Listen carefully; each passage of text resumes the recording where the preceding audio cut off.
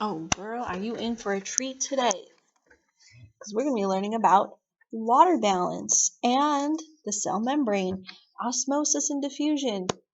Did you ever think you would learn about such exciting topics in your life? No, I bet you didn't. I bet there's some of the stuff that you're like, I didn't know this was a thing.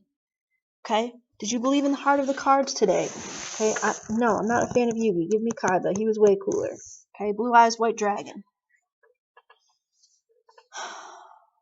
It's Friday. It's Friday today for me. Okay, for you maybe it isn't, but for me it's Friday. We can make it. We've got this.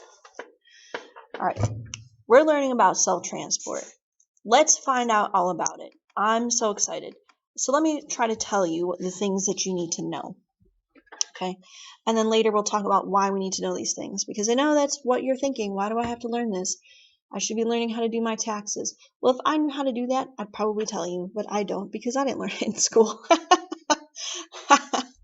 I do know mitochondria is the powerhouse of the cell, so you know I went to high school. Darn it. All right. So what do you need to know about cell transport? You need to know where is this stuff happening. You should know what the cell membrane is like. You need to know the difference between osmosis, diffusion, and active transport. So the first two are also called passive transport and active transport. You should know why these things move in and out of a cell. Like, how are they? What is happening and why? What direction are they going? And how does this connect with anything else? How does this connect to my life? What is happening? All I want to do is play video games. Tough. I know, that's what I want to do too. Maybe not all I want to do, but right now it kind of is. Okay, so what's the cell membrane like? I need to add more memes to my lecture. That's all I know, okay? So the cell membrane looks like this. Wow. Okay, so we'll get into detail about it. Actually, it's much, much, much more complicated and complex than this. This is actually really simplified. I know what you're thinking. Like, really? Yes. Really? Yes. Really? Is it really? Yes. Okay, so it's semi-permeable. That means it lets certain things in and out. Permeable means letting things in and out. So like a screen, I would call semi-permeable because it's gonna let in like air, and if it's like if someone's spraying water into the house, water. But hopefully, it's not gonna let in bugs or people. That's semi-permeable. Certain things can come in and out.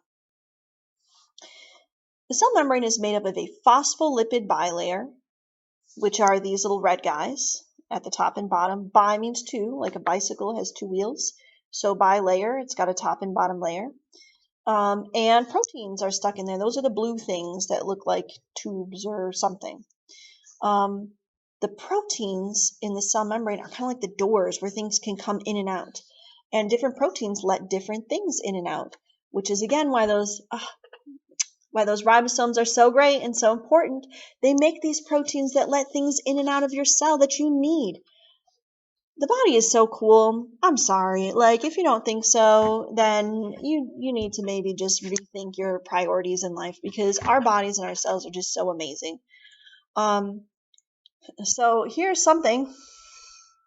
It wants to come into the cell. Okay, well, it needs to kind of be identified. So some of these glycoproteins and glycolipids, they can attach cells together. I remember asking my one teacher in high school, like, about cells. I'm like, well, okay, so if we're all made of cells, like, how are they sticking to each other, and why don't we just fall apart? And then I got really, like, weirded out by that.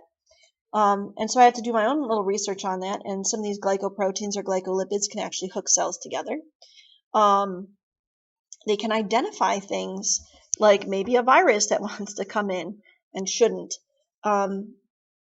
Or like if the virus just sort of happens to have the right code or match, it can get let in.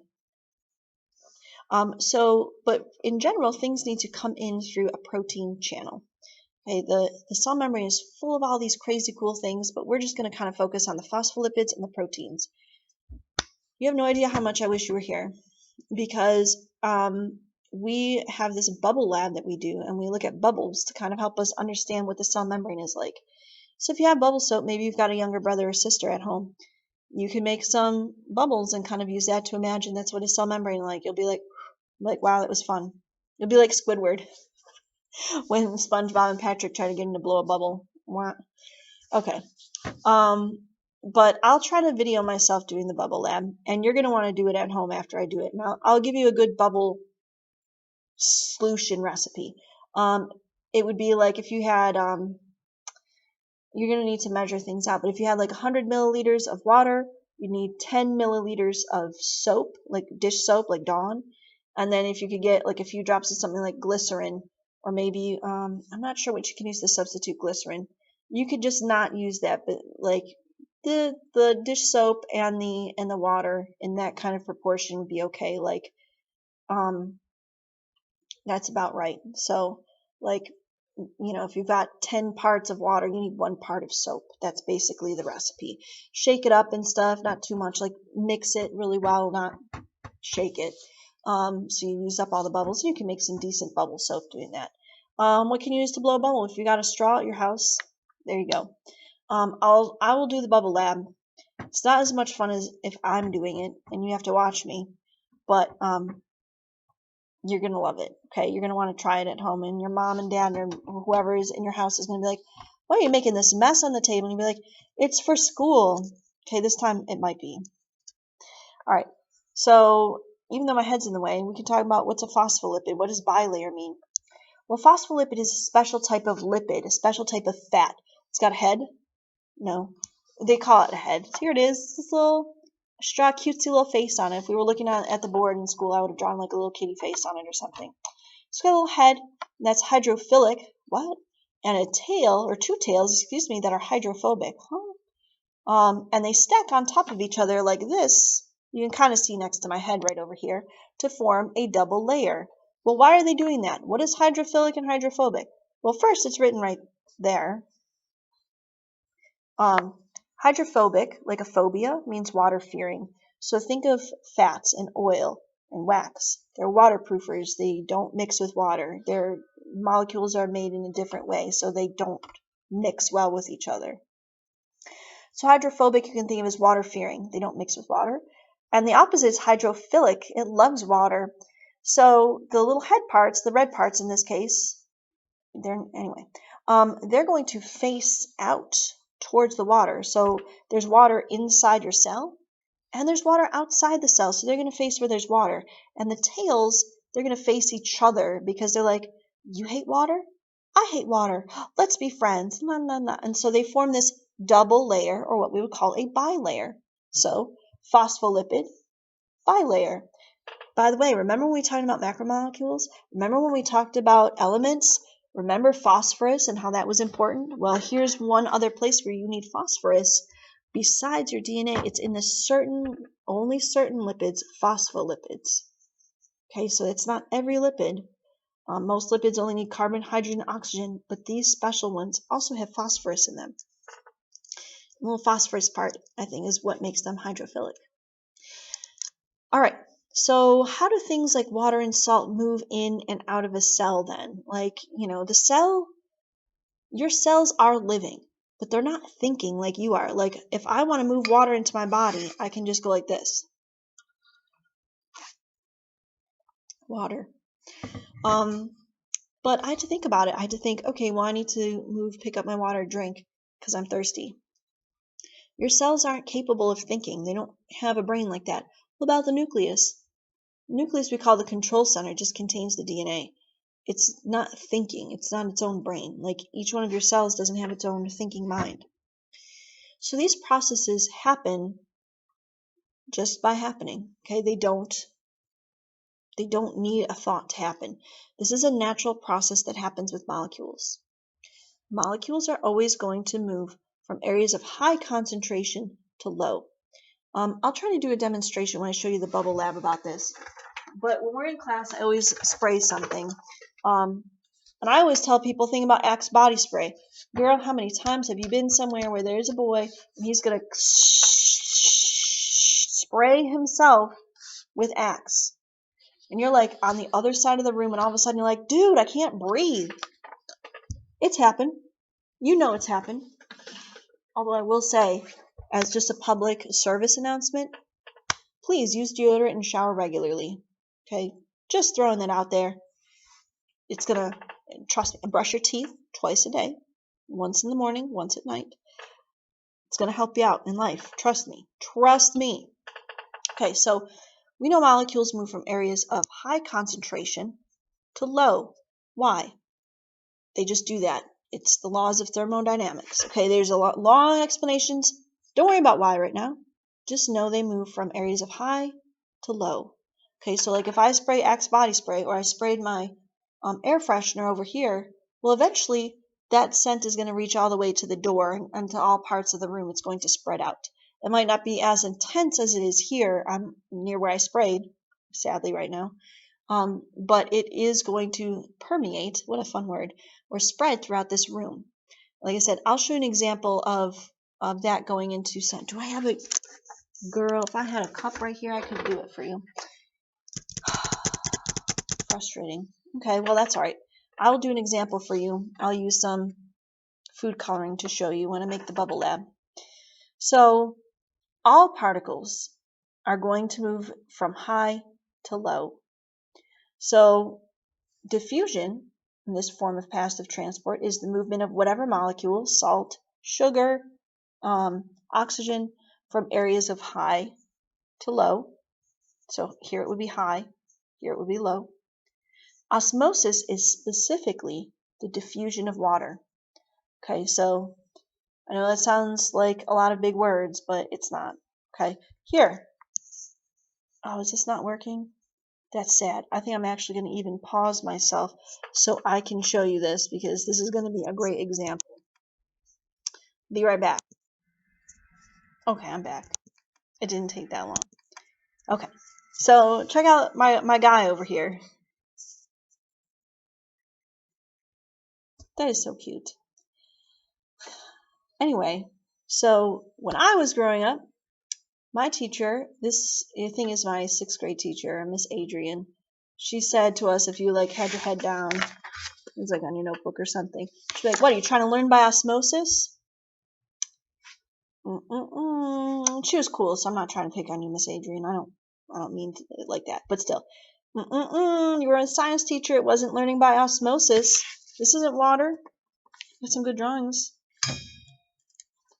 Not bad. But anyway, so that's not osmosis. That would be learning by diffusion. So he's trying to diffuse that information into his brain, going from high concentration, all the information and knowledge is in my notebook, to low concentration in my brain. I'm learning. Yes, you are, Ralph. Okay, that can't happen. Sorry, it's not how diffusion works. It's molecules moving from high to low, and your knowledge and information isn't really a molecule. It's like the connections that your brain makes between different neurons. So not a molecule. Okay, so let's just kind of make sure we understand osmosis and diffusion and something called facilitated diffusion.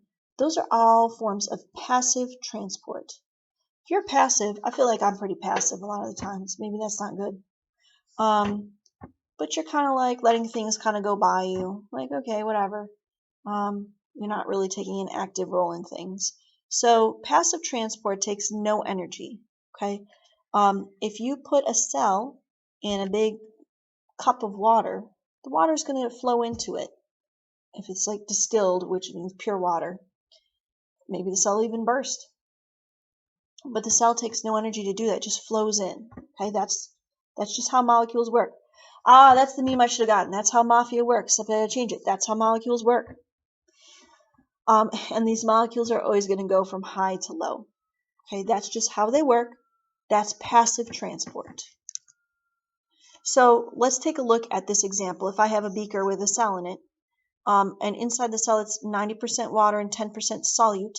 Solute would be things like if you're making Kool-Aid and you have the sugar and the powder in there, that's solute. Okay, whatever's dissolved or whatever's in the liquid. And outside in the beaker, we have 85% water and 15% solute, like salt or sugar or whatever. Well, let's try to think. What way is the water going to flow? Remember, molecules go from high to low. That's the natural way that they're going to go.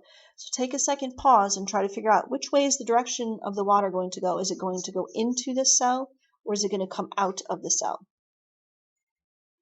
Did you pause? You're just waiting for me to give you the answer? Come on, you got to think. You got to try. That's how you learn. That's learning. Okay, molecules go from high to low, so the water is higher in the cell, lower in this particular beaker. So if this was a real thing, the water would move from here out of the beaker. Okay, and this cell would shrink. Okay, why? Because the water's leaving. Why is the water leaving? Because it's going from high to low. Why does it do that? That's how molecules work. Just like that's how mafia works. Do you remember those memes? I do. That's how molecules work.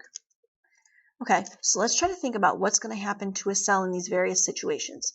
So let's think about a cell, like one of your cells, and we put it into super, super salty water. Like we got the saltiest water and like stirred it all up, and we threw a cell in there. What's going to happen to the cell? Okay, so like the water is like 50% water and 50% solute, and your cell is like 90% water. Well, what's going to happen? The water is going to move out of the cell, and the cell is going to shrink, like the last example I showed you. If that happens to a plant, in a plant cell, that's called plasmolysis. And what happens to a plant?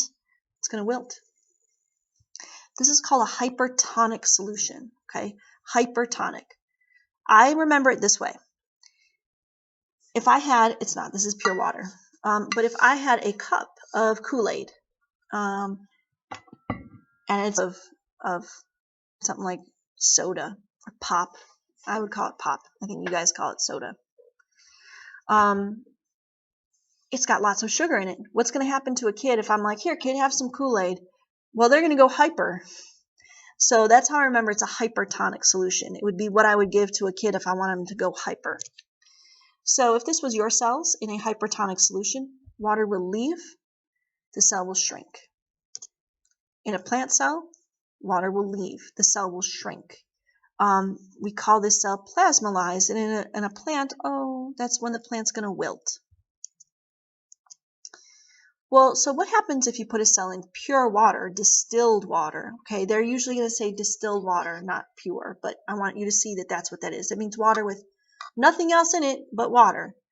Actually, this water has some minerals in it, so it's not distilled water. But it's so good. Okay, so let's say your cell is 90% water, and you put it in 100% water. Water's going to go from high to low. Water will go into the cell, and it could swell up. Think of it like a balloon filling up with air or water. Well, it could burst. Another word for that is lyse, like the lysosome.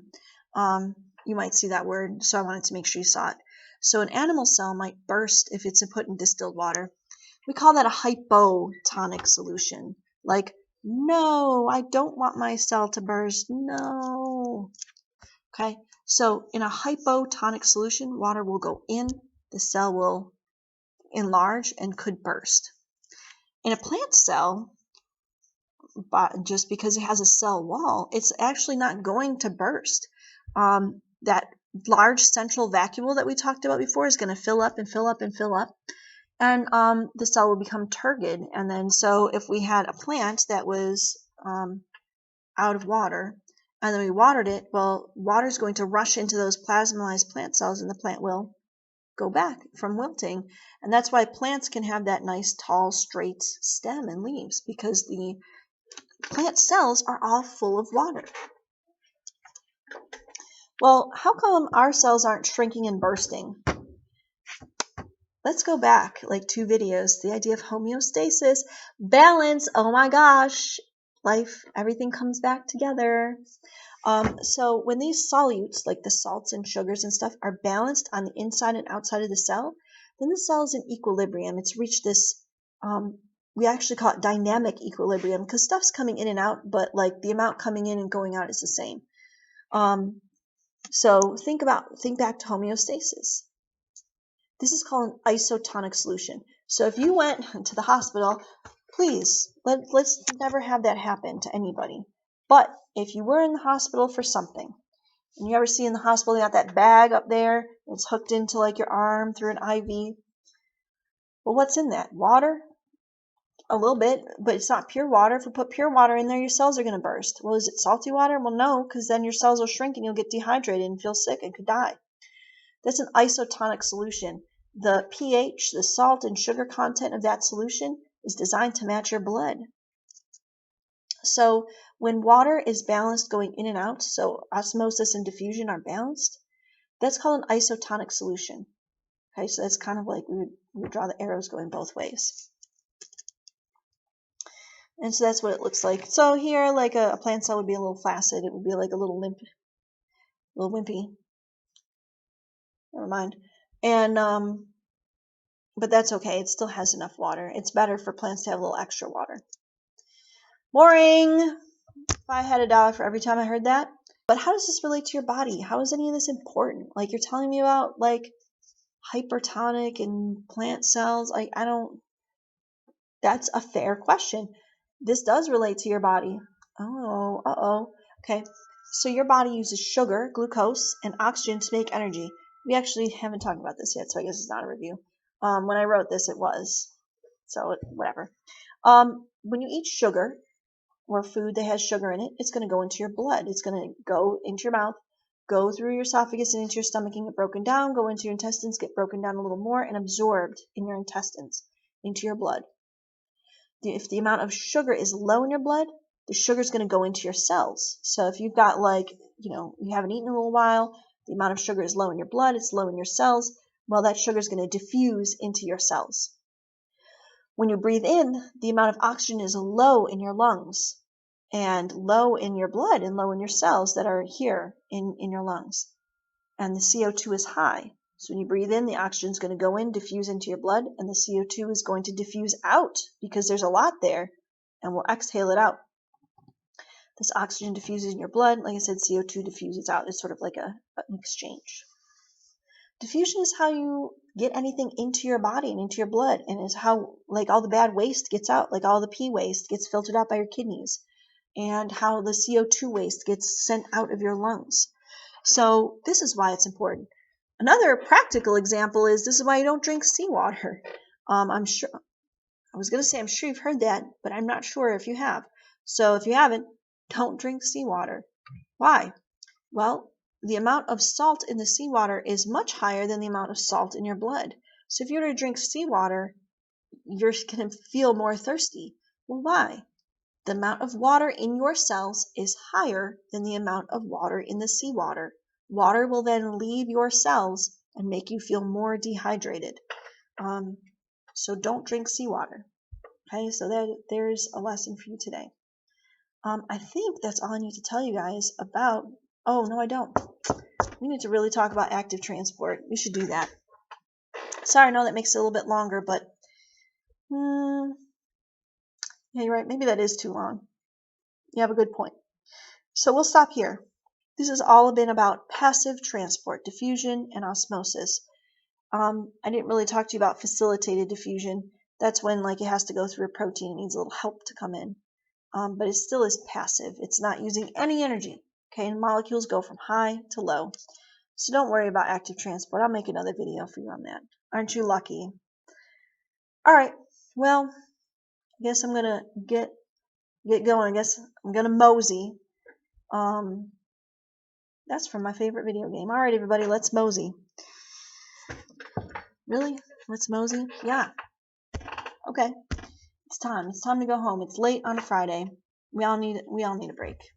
I need a break. Maybe you guys don't, but I do. All right. So I guess I'll be seeing you. Bye. I hope it helped. I hope you learned something. See ya.